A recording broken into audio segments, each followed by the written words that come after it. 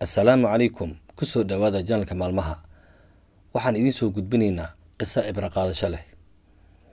Hooyo ayaa waxay dhashay 3 wiil, waxayna ahayd inay mar waliba ku dadaalayso noloshooda iyo mustaqbalkooda.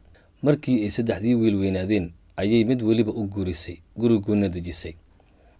Muddo kadib waxay doontay inay imtixaanto si ay u ogaato meesha ay ka joogaan iyo sida ay ula dhaqmayaan.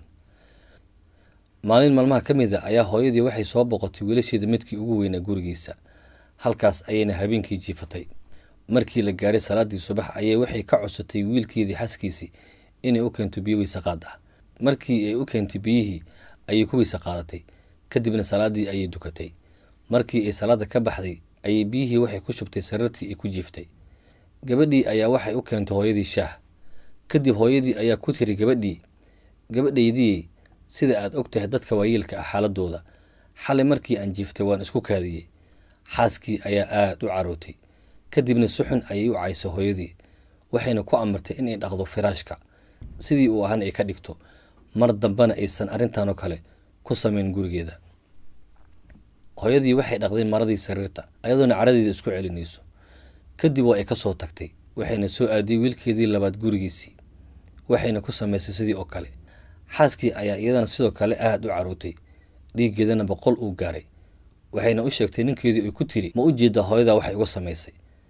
Aad ayay u caysay. Wiilkii ma uusan ka hadlin arrintii xaaskiisa ay ku samaysay hooyadii, balse raali ayuu ku noqday xumaanta lagu sameeyay hooyadiis. Kadib hooyadii way soo baxday waxayna soo aaday gurigii wiilkeedii saddexaad ee wiilasha ugu yaraa si ay u jiifato gurigiisa.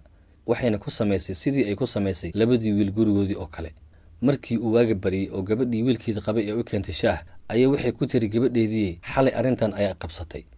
Gabadhii ayaa ku tiri si ay ku jirto naxariis, hooyo wax dhibaato ah ma lahan. Tani waa sida lagu yaqaan ruux markii uu gaboobo inay ku dhacdo.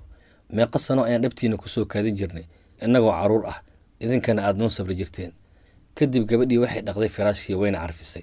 Hooyadii ayaa waxay ku tiri gabadhayda waxaa jirto islaan saaxiibtay ah, waxayna ii soo dhiibatay lacag, waxayna iga dalbatay inaan u soo iibiyo dahab. Cabirkeedana sida aan arkayo adiga ayuu kula eg yahay. Marka waxaan doonayaa inaad isiiso cabirkaaga si aan saaxiibtay ugu iibiyo dahabka ii soo dirsatay. Gabadhii ayaa hooyadii waxay siisay cabirkeeda.